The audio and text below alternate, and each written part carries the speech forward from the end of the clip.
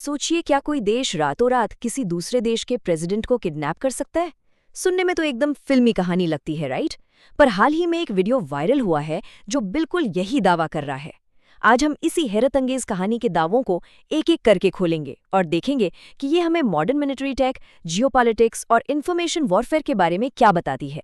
इस कहानी की शुरुआत ही एक बहुत बड़े दावे से होती है। एक ऐसा ऑपरेशन जिसे मिलिट्री एक्सपर्ट्स कहते थे ये तो हो ही नहीं सकता। एक ऐसा मिशन जो आज की लड़ाई के तौर तरीके हमेशा के लिए बदल सकता था। और कहानी का सबसे सबसे बड़ा ट्विस्ट, दावा ये है कि अमेरिकन स्पेशल फोर्सेस ने वेनेजुएला के प्रेसिडेंट को उनके ही घर से, उनके ही देश से उठा लिया। अब ये एक ऐसा दावा है कि अगर इसमें 1% भी सच्चाई हो तो सोचिए पूरी दुनिया में क्या हंगामा मच जाएगा। तो इस वीडियो में आखिर बताया क्या गया है, उस दिन असल में हुआ क्या था? चलिए इस तथाकथित साहसी रेड की कहानी में थोड़ा और गहरा उतरते हैं।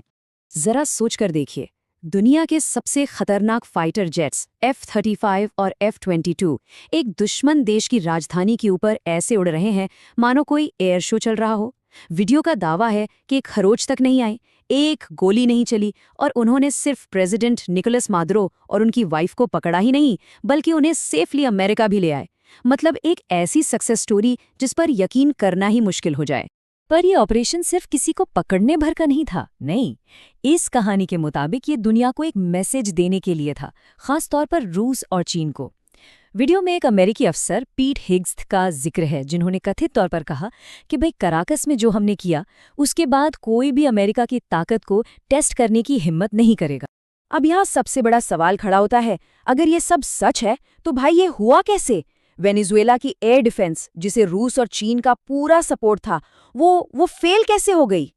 इस वीडियो के हिसाब से इसका जवाब छिपा है टेक्नोलॉजी में। तो फिर आखिर चूक कहाँ हुई? कौन सी टेक्नोलॉजी थी जो धोखा दे गई? ये वीडियो सीधे सीधे दो बड़े सिस्टम्स पर उंगली उठाता है जो वेनेजुएला की एरियल सिक्योरिटी की बैकबोन थे। तो देखिए, यहाँ दो मेन खिलाड़ी थे। एक तरफ था रूस का S-300 सिस्टम, जो दशकों से दुनिया के बेस्ट एयर डिफेंस सिस्टम्स में गिना जाता है, और दूसरी तरफ चीन का एकदम नया JY-27 रडार। ये रडार खास तौर पर F-35 जैसे स्टेल्थ जेट्स को पकड़ने के लिए ही डिजाइन किया गया था। और कहानी के मुताबिक उस दिन ये दोनों ही सिस्टम पूरी तरह से फेल हो। और वीडियो का कहना है कि S-300 का फेल होना कोई सरप्राइज नहीं था, एक पैटर्न तो पहले से ही दिख रहा था। इसी साल की शुरुआत में ऐसा दावा है कि इजराइल के F-35 जेट्स ने ईरान के S-300 सिस्टम को बड़ी आसानी से तबाह कर दिया था। तो वेनेजुएला में जो हुआ वो बस उसी कहानी का अगला चैप्टर था, जिसने रूसी एयर डिफेंस की एक बड़ी कमजोरी को फिर से सबके सामने ला दिया। लेकिन असली शौक S-300 का फेल होना नहीं था। नहीं, असली चौंकाने वाली बात थी चीन के JY-27 रेडार का फेलियर। इस सिस्टम को तो वेनेजुएला का तुरुप का इक्का माना जा रहा था, स्टेल्थ विमानों के खिलाफ सबसे मजबूत ढाल।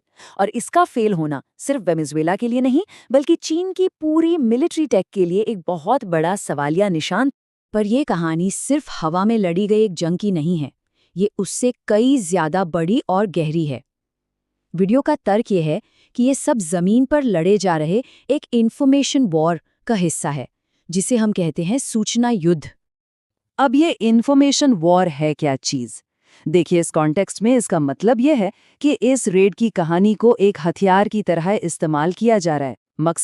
मकसद ये कि दुनिया भर के देश, खास तौर पर इंडिया जैसे बड़े खरीदार, उनके दिमाग में ये बात डाल दी जाए कि रूस और चीन के हथियार भरोसे के लायक नहीं हैं। और इसका नतीजा क्या होगा? वो अपने हथियार अमेरिका से खरीदेंगे, जो जाहिर है कहीं ज्यादा महंगे हैं। लेकिन क्या ये सब सिर्फ हथियारों की डील के लिए था? वीडियो के मुताबिक असली वजह कुछ और ही है। इस पूरे गेम के पीछे जो असली प्राइस है वो है तेल।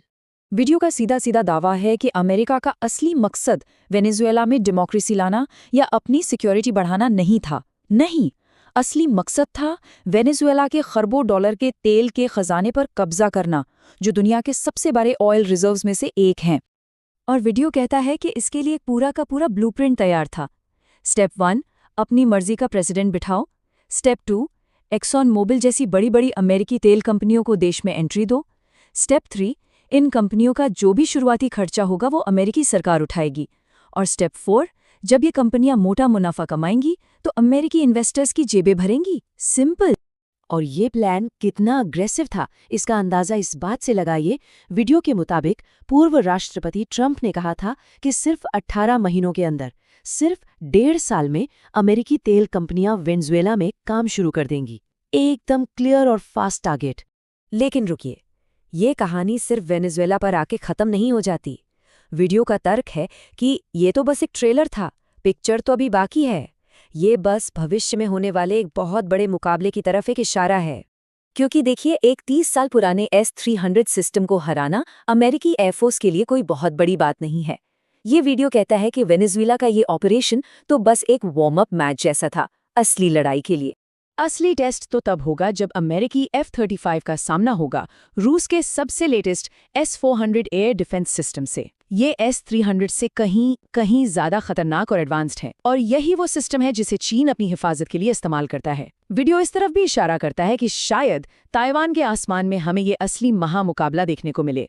तो सवाल ये है कि क्या बड़ी ताकतों की मिलिट्री टेक्नोलॉजी का असली क्लैश होना भी बाकी है? और जब वो होगा तो वो जंग का मैदान कैसा दिखेगा?